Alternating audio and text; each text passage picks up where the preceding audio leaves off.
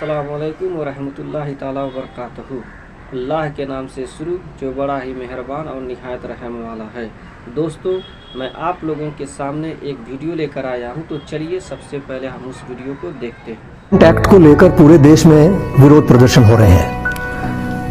इसके सही मायने को समझने के लिए हमको लोकसभा में मिस्टर अमित शाह गृह मंत्री का वो बयान समझना होगा जिसमें वो कहते हैं कि पाकिस्तान में 1947 के बाद से अब तक 22% से घटकर हिंदुओं की आबादी सिर्फ 3% रह गई है।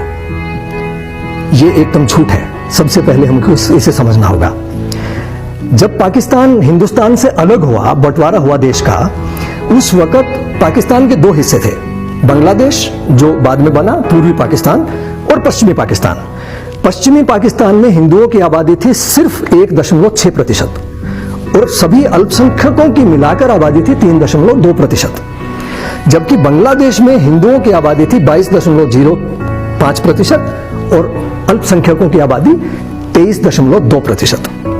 यानी पहले तो यह कहना ही गलत है कि पाकिस्तान में आबादी 22% से घटकर 3% रह गई है, क्योंकि आज जो पाकिस्तान है उसमें सिर्फ 1.6% हिंदू थे, जो आज बढ़कर 1.85% हो गए हैं। और जैसा आप बिजनेस स्टैंडर्ड की इस मार्च 2019 की रिपोर्ट में देख सकते हैं कि पाकिस्तान के अंदर हिंदुओं की आबादी जिस गति से बढ़ी है, उतनी गति से तो हिंदुस्तान के अंदर भी हिंदुओं की आबादी नहीं बढ़ी है। यानी ये अपने आप में एक तथ्यात्मक झूठ है कि पाकिस्तान के अंदर हिंदुओं की आबादी कम हुई है। दूसरा पक्ष है, बांग्लादेश में जो 22% आबादी थी हिंदुओं की, वो आज घटकर 8.5% रह गई है। ये एक तथ्यात्मक सच है आबादी का। लेकिन ये लोग वहां से हिंदू मुस्लिम कॉन्फ्लिक्ट के भागे हुए नहीं है। ये हजारों किलोमीटर का जो बॉर्डर है बांग्लादेश और असम के आसपास का लगता हुआ, उससे बेहतर जीवन के लिए रोजगार के चक्कर में आए हुए हिंदू लोग हैं, जिनकी बड़ी आबादी इन 2-3 स्टेट्स में और पूरे हिंदुस्तान के अंदर पाई जाती है। आप देखते हैं इसके लिए जब नेशनल रजिस्टर ऑफ सिटीजनशिप लागू करने की बीजेपी ने कोशिश की असम में, एनआरसी जिसको कहते हैं, तब उनको ये पता लगा कि 19 लाख लोगों की जो पहचान की गई जिनके पास सिटीजनशिप नहीं थी, उनमें 14 लाख तो हिंदू थे, सिर्फ 5 लाख ही मुसलमान थे। तो जो उनका धर्म के नाम पे बंटवारे का एजेंडा था, उसमें खामी उनको नजर आई। तो इसलिए उन्होंने ये CAB बिल पेश किया, सिटीजनशिप अमेंडमेंट बिल, जो आज एक्ट बन चुका है। और इससे वो उन लोगों को आश्वस्त करना चाहते हैं कि आपको सिटीजनशिप दे दी जाएगी। तो इससे अगला कदम पैदा होता है नेशनल रजिस्टर ऑफ सिटीजनशिप यानी NRC का, जो असम में बीजेपी सरकार ने हजारों एम्प्लॉइज को लगा के 1600 करोड़ रुपया खर्च करके जब कंप्लीट किया, तो उसमें पाया कि 19 लाख लोग बिना सिटीजनशिप के वहां हैं और उनमें से 14 लाख हिंदू हैं। तो उनका जो राजनीतिक एजेंडा है वो उनको डिफीट होता हुआ नजर आ रहा था, इसलिए उनको ये CAA करने की जरूरत पड़ी। अब वहां के जो लोग हैं, असम के और बंगाल के लोग हैं, वो इस बात को समझते हैं कि बांग्लादेश से आए हुए जो हिंदू लोग हैं, जो 22% से घटकर 8.5% रह गए हैं बांग्लादेश में, बाकी के सब लोग जो भारत में आ गए हैं चकमा देकर या वहां के बॉर्डर से निकल के शरणार्थी के रूप में, वो लोग वहां के लोकल लोगों को, असम और बंगाल के लोकल लोगों को माइनॉरिटीज में बदल सकते हैं या उनके संसाधनों के ऊपर एक हिस्सा उनके बंटवारा कर सकते हैं। इसलिए उनको इस बात की तकलीफ है, इसलिए उसका विरोध हो रहा है।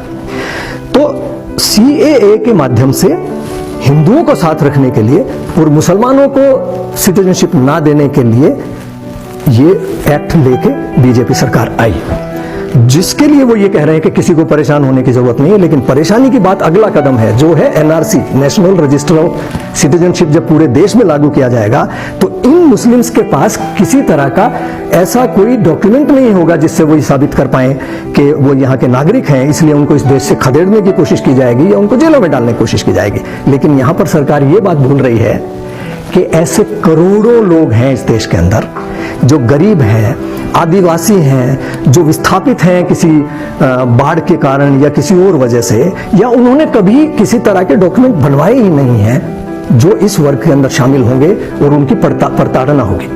उनको राजनीतिक रूप से कुचल दिया जाएगा, उनका उस समाज के अंदर रहना मुश्किल हो जाएगा।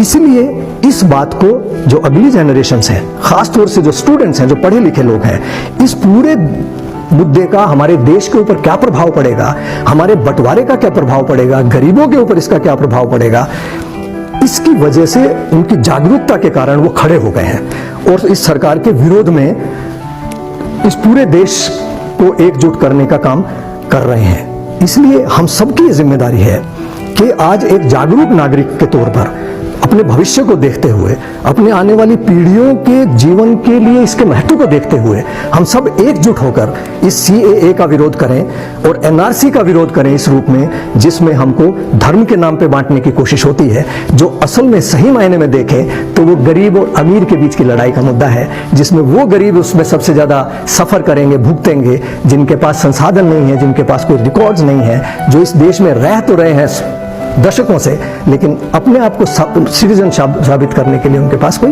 गुंजाइश नहीं है। इसलिए हम सबको एकजुट होकर इसके खिलाफ लड़ना चाहिए।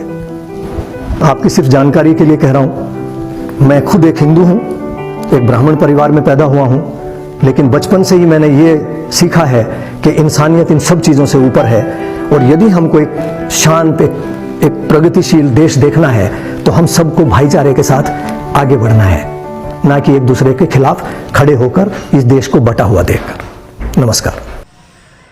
ये साहब एक जनसंख्या विशेषज्ञ हैं जो ये बता रहे हैं कि हिंदुओं की आबादी कितनी है हिंदुस्तान में, पाकिस्तान में, बांग्लादेश में।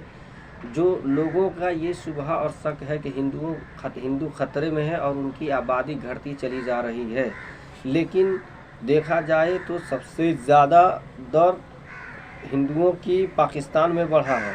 इतना नहीं बढ़ा जितना बांग्लादेश में बढ़ा है भारत में, बल्कि भारत में तो घट गया है।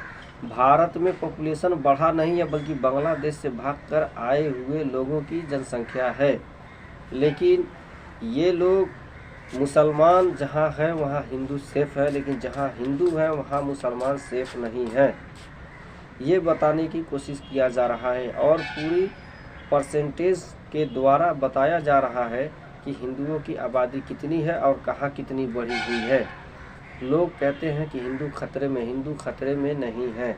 मैं इस वीडियो के माध्यम के ज़रिए आप तक इस खबर को पहुंचा रहा हूं। आप मेरी वीडियो को लाइक कीजिए, शेयर कीजिए, कमेंट कीजिए और हमारे ही चैनल को देखते रहिए।